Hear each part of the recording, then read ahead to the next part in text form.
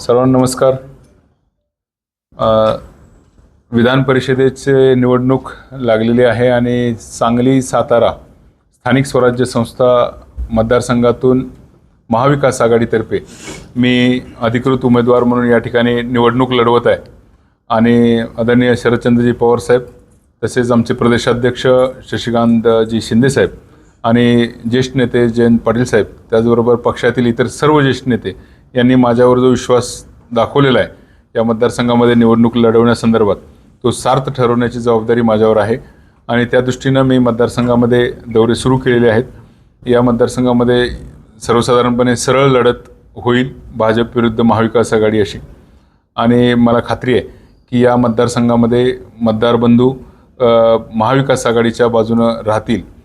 या मतदारसंघामध्ये 895 मतदान आहे आणि सांगली आणि सातारा हे दोन जिल्हे आहेत आणि या दोन्ही जिल्ह्याची परिस्थिती सध्याची जर बघितली तर आज जे सत्ताधारी नगरसेवक आहेत किंवा जे युतीतले नगरसेवक असतील किंवा जे विरोधातले नगरसेवक आहेत या सर्वांना काही अडचणींना सामोरं जावं लागतं।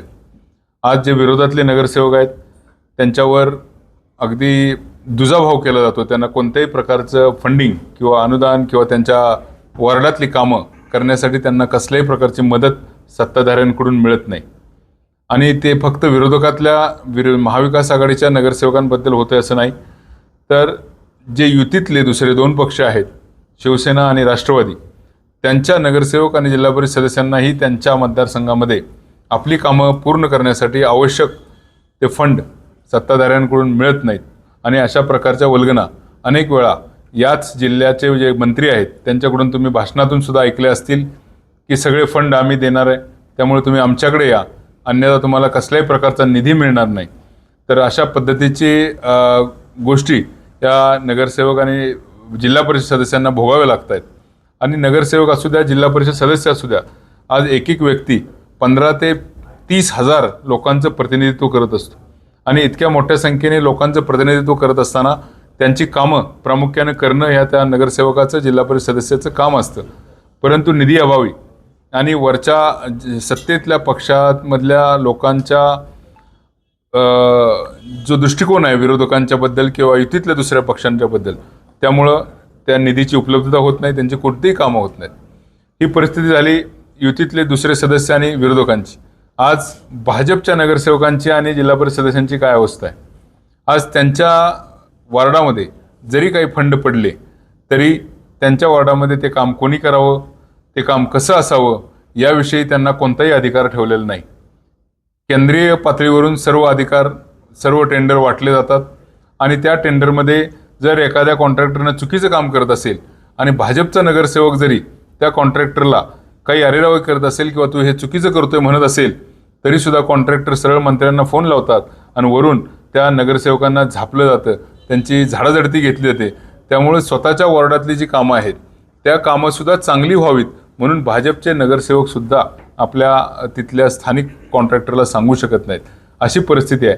एकंदरीत जे वातावरण या ठिकाणी चालू आहे सातारा आणि सांगलीमध्ये विशेषतः ते वातावरण ठराविक भाजपच्या मंत्र्यांमुळं दूषित झालेलं आहे। खरं तर ही भाजप विरुद्धची लढाई म्हणण्यापेक्षा भाजपचं नाव बदनाम करणारे जे मंत्री या ठिकाणी सातारा सांगलीमध्ये काम करतात त्या मंत्र्यांच्या विरोधात ही लढाई आहे। त्यांनी खऱ्या अर्थानं मागच्या अनेक दिवसांपासून भाजपचं पक्षाचं नावही खराब केले आणि देवेंद्र फडणवीस साहेबांचं नावसुद्धा या मंत्र्यांमुळे खराब झालेलं आहे आणि खऱ्या अर्थानं ही लढाई ही आमची त्या प्रवृत्तीविरोधात आहे आणि त्यामुळं आम्हाला विश्वास आहे की या सातारा आणि सांगलीमध्ये निवडून आलेले जे लोकप्रतिनिधी आहेत त्यांनाही अशा या प्रवृत्तीचा ॲक्च्युली खूप त्रास होतो आणि त्यामुळं हे लोकसुद्धा माझ्या पाठीशी खंबीरपणे उभं राहतील आणि भाजपचे असू द्या किंवा महाविकास आघाडीचे असू द्या किंवा इतर त्यांच्या मित्रपक्षांचे नगरसेवक असू द्या, सर्वच लोक या ठराविक मंत्र्यांना त्रासलेले आहेत आणि ते सगळे लोक माझ्या पाठीशी उभे राहतील ठामपणे असा मला पूर्ण विश्वास वाटतो। त्यामुळे येणाऱ्या निवडणुकीत विजय हा नक्कीच महाविकास आघाडीचा उमेदवार म्हणून माझा होईल यात मला शंका नाही आणि त्यासाठी महाविकास आघाडीतले तिन्ही सदस्य काँग्रेस, शिवसेना, उबाटा आणि राष्ट्रवादी काँग्रेस पार्टी शरदचंद्रजी पवार या तिन्ही पक्षांचे नेत्यांची संपूर्ण फळी माझ्यासाठी या ठिकाणी मैदानात उतरलेली आहे आणि त्यांच्या सर्वांच्या आशीर्वादानं, त्यांच्या सर्वांच्या साथीनं आम्ही हा विजय सुखकर करू असा मला पूर्ण विश्वास आहे. विचारांवर ठाम असल्यामुळं शरद पवार साहेबांनी मला उमेदवार म्हणून निवडलं, तर ही लढाई ही आर्थिक बाजूची किंवा पैशाची नाही आहे. कारण जे पक्ष सत्ताधारी आहेत त्यांच्याकडे किती पैसे आहेत ते आम्हाला सांगण्याची गरज नाही. त्यांची बरोबरी आपण कुठल्याही परिस्थितीत करू शकत नाही. त्यामुळं मला वाटत नाही की फक्त पैशाने मी हे निवडणूक जिंकू शकतो. त्यामुळे तो विषय माझ्यासाठी गौण आहे. मी माझ्या पद्धतीनं विचारावर मतदान मागायचा प्रयत्न करणार. लढत असताना अँटी करप्शनचं तुम्ही पत्र वगैरे देणार आहे का या निवडणुकीत तुम्ही लक्ष घाला म्हणून? आजपर्यंत देशामध्ये एवढ्या निवडणुका झाल्या, तुम्ही पत्रकार बांधवांनी त्या कव्हरही केल्या असतील. मला माहीत नाही की किती त्याचा परिणाम होतो, पण अशा पद्धतीचे पत्र देऊन काही परिणाम होईल असं मला वाटतं. साताऱ्यात होतो, आधी ग्रामपंचायत लेवलपासून होतो. कोणता अजेंडा घेऊन तुम्ही निवडणुकीला सामोरं जाता? माझा अजेंडा सरळ आहे. जे निवडून आलेले लोकप्रतिनिधी आहे त्यांच्या स्वाभिमानाची मी निवडणूक लढवतोय. कारण खऱ्या अर्थानं जे निवडून आलेले आहेत त्यांची किंमत कमी करण्याचं काम हे सेंट्रलाइज जे पॉवर सगळ्या कॉन्सन्ट्रेट केलेल्या आहेत त्याच्यामुळं नगरसेवक असतील, जिल्हा परिषद सदस्य असतील, यांच्या पॉवर्स कमी झालेल्या आहेत. आज तुम्ही बघताय DPCमधनं सगळी कामं होतात. पूर्वी जिल्हा परिषद खऱ्या अर्थानं डेव्हलपमेंटची कामं करत होती, जिल्हा परिषद सदस्यांना अधिकार होते. आज त्यांची परिस्थिती राहिलेली नाही. नगरसेवकांची परिस्थिती तीच आहे. बऱ्याच प्रमाणात CEO हेच वरच्या मंत्र्यांच्या किंवा पालकमंत्र्यांच्या निर्णयावर कामं करत असतात आणि खाली नगरसेवकांनाही अधिकार राहिले नाही. खऱ्या अर्थानं निवडून आलेला लोकप्रतिनिधी खूप कष्टातून मेहनतीतून निवडून आलेला असतो आणि त्याला त्याच्या भागाचा विकास करण्याचा अधिकार असतो आणि त्याला एक प्रकारे स्वाभिमान किंवा एक किंमत देणं गरजेचं असतं. ती किंमत आज या ठिकाणी दिली जात नाही आणि ती मिळवून देण्यासाठी ही नगरसेवक असतील, जिल्हा परिषद सदस्य असतील, त्यांच्या स्वाभिमानाची लढाई म्हणून मी या ठिकाणी लढवतो. दुसरी राष्ट्रवादी तुमच्या पाठीशी आहे का?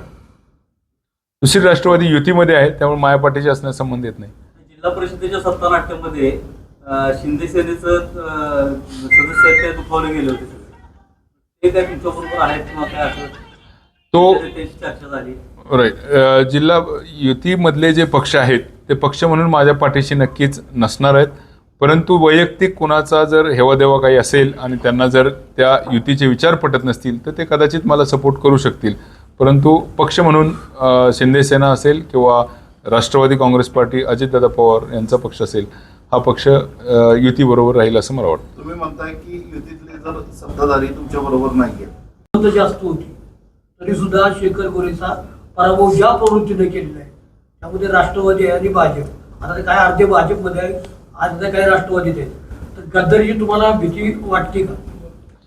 आता त्यावेळचे काही लोक ऑलरेडी आत्ताच्या मेजॉरिटी पक्षामध्ये भाजपमध्ये आहेत, त्यामुळे गद्दारी झाले तर त्यांच्या बाजूनच होईल असं मला वाटतं. आपल्याकडून तशी भीती असण्याचं कारण नाही. आपल्याकडे जे लोक आहेत ते कट्टर पक्षाला मानणारे, विचारधारेला मानणारे लोक आहेत. आपल्याकडं त्यावेळी राष्ट्रवादीकडे मेजॉरिटी होती, आज त्यांच्याकडे संख्याबळ थोडं जास्त आहे. त्यामुळं जी भीती असायची ती त्यांना असेल, आम्हाला भीती असण्याचं काही कारण नाही. जिल्हा परिषदेच्या संघर्षामध्ये झालेला जो काय वाद आहे, त्याचा किती फायदा होईल? म्हणजे विरोधातले जे काय माहितीतले घटक आहेत ते तुम्हाला किती मदत करतील काय वाटतं? जिल्हा परिषदेमध्ये जे काही झालं ते संपूर्ण महाराष्ट्राने पाहिलं आणि कोणालाही ते आवडलं नाही.